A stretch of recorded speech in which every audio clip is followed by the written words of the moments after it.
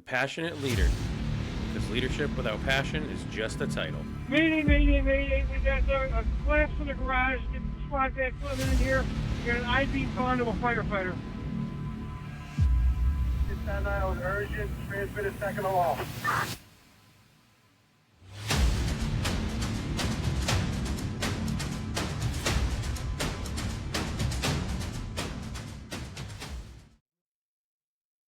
Ask yourself this.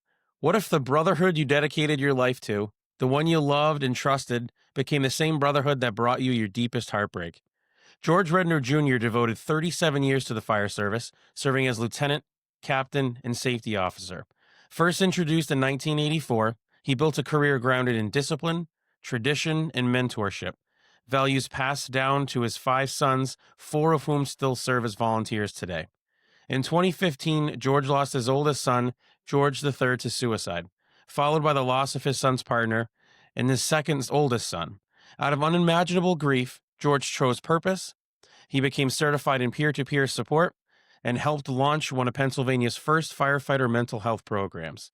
Today, he shares his family's story to break stigma, build resilience, and remind first responders that asking for help is a sign of strength and not of weakness.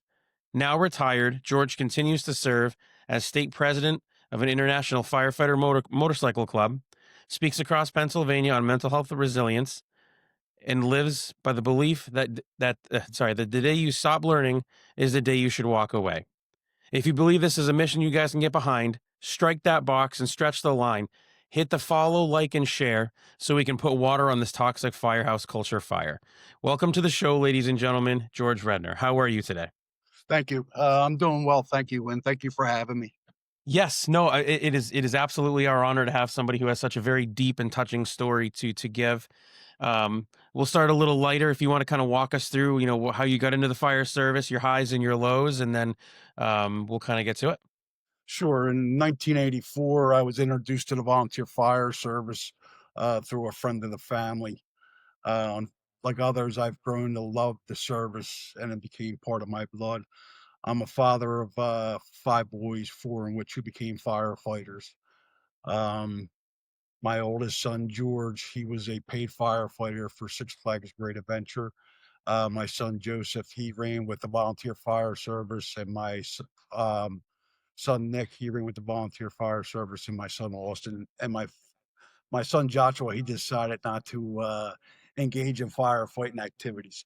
But yeah, I joined, and I grew a love for it, and worked my way up through the whole system and became an officer, starting with lieutenant and then captain for mostly half of my career, if not 3/4 of my career.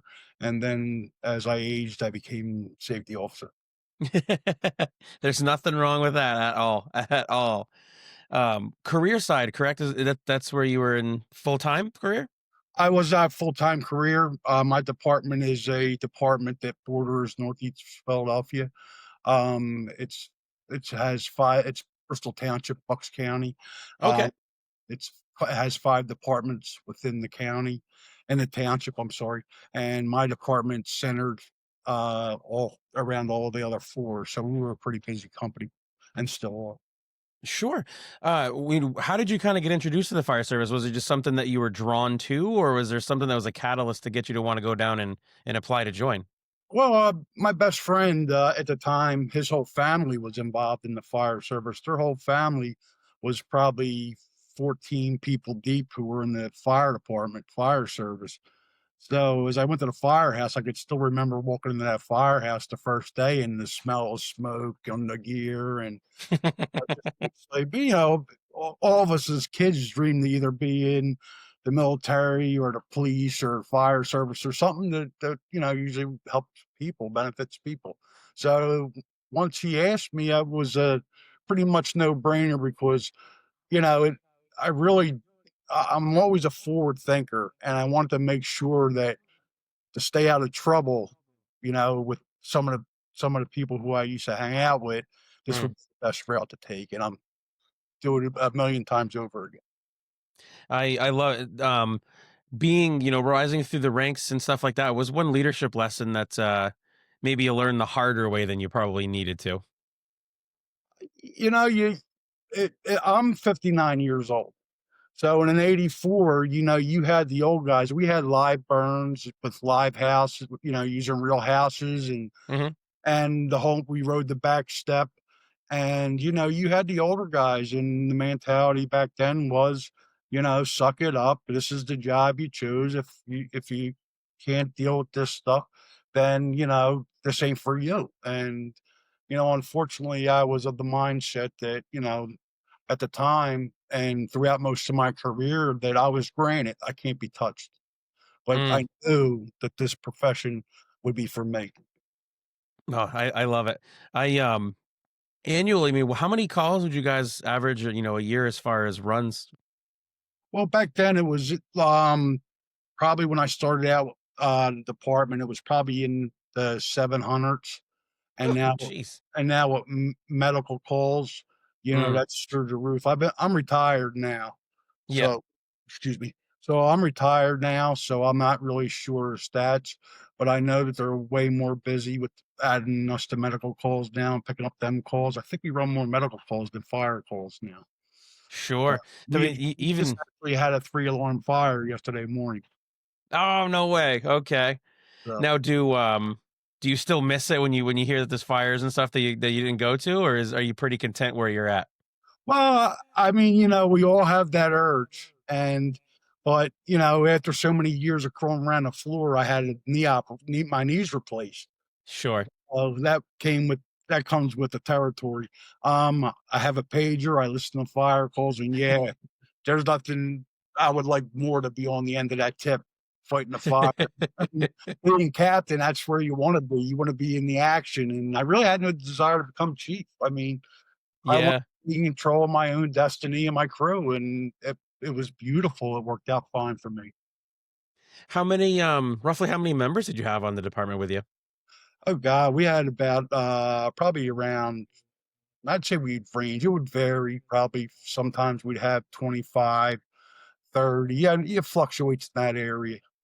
No, you're pretty. So as I say, I mean, aside from the number of calls, you're pretty comparable to a lot of departments up here in the central, to northern New England area. We have highs and lows as far as in membership, and that's just given the nature of the volunteer fire service. It can be, you have your best, firefighters have to leave because they get transferred out for a different location for work or whatever the case is, and I think that's probably one of the hardest things is the uncertainty of knowing who's going to be the next person up, in the officer, rank and file. If, um, you know, let's just say, I go and I get reassigned. I mean, I'm full time with our department, but let's just say if I didn't and I got reassigned to a different location, I'm up and gone, and now all of a sudden there's a void in the whole thing, and the department just has to move on. So I mean, that's aside from that, the only thing where you blew us away. So boy, 700 calls. It takes us a few years to even get that many in a So couple of years. So, we're pretty, I would say 95 or 90% residential,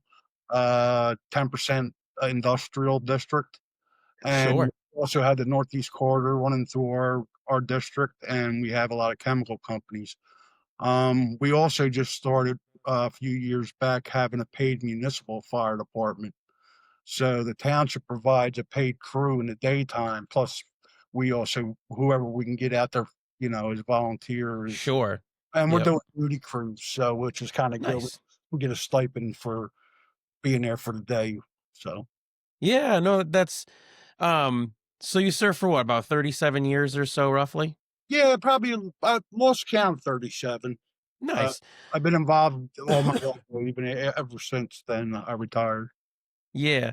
So serving in multiple officer roles, what's kind of one leadership lesson that really kind of, you know, stuck with you the most is, and it could be good, bad, or indifferent that you think, the listeners might benefit from hearing from. Well, what really sticks with me the most, and I took when I trained my firefighter when I was active in training my firefighters, was to be honest with yourself.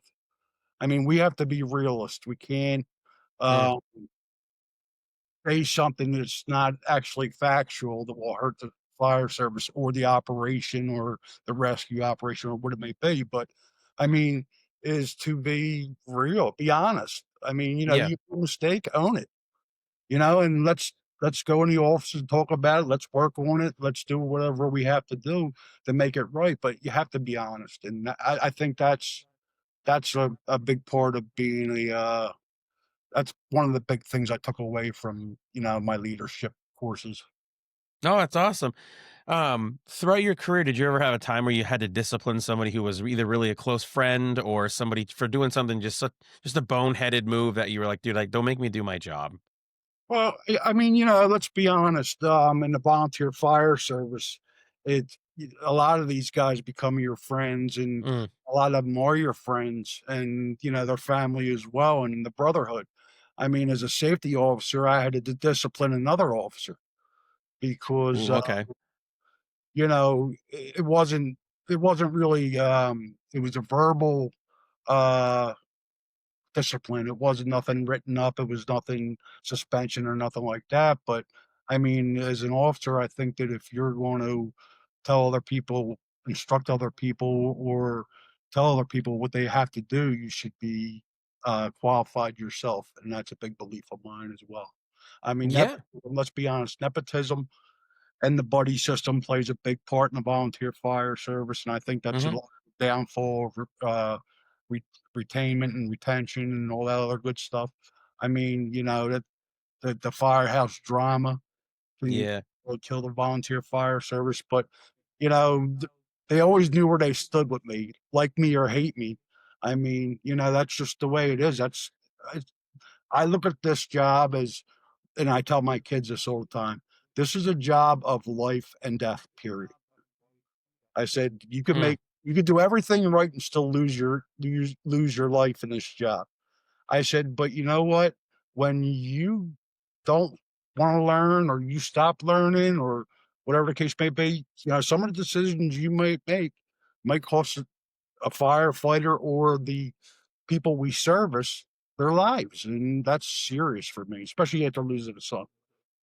No, no. I mean, of course, and I think there's a lot to be said about it. I've had to kind of go down the, as I've worked my way up, I went from firefighter to lieutenant to captain and now a deputy. It's different being, the higher you get up, it's the people you have to discipline are other officers, and it's unique because a lot of the stuff that we talk about during officers meetings, you look at the officers and like, man, it's tough. It can be really, really hard to kind of have that. And we are small background of our demographics. We are 25 strong, two of which are full timer, myself and the fire chief, and we cover daytime shift Monday through Friday from like 8 to 4 roughly. So the rest of the outside calls is handled by our on call members, or we'll come out if if the call is stringent enough. And it's just it's different going from being the person who you're talking to your subordinates, just firefighters, to now your subordinates are other officers. It's tricky. I don't it's definitely something that I did not realize or I didn't read in the fine print as I promoted up. But I think to what you had mentioned earlier, the never really wanted to be a chief. I had aspired to, but over the last 5 to 7 months or so, I've really learned, I think, that there's a lot of bureaucracy behind it, and I don't like the shaking hands and kissing babies type stuff that you have to do, and the political stuff that goes along with it. So I still like it because right now I can go to a fire scene, I can walk up to a rig, grab a pack, and I can join one of the crews as one of the guys, and I'm just another fire flunky, if you will. So there's a lot to be said about that. No, I so you've seen both highs and the heartbreaking lows of the job, rather. What is one mistake that you made as a leader, and how did you learn from that moving forward from it?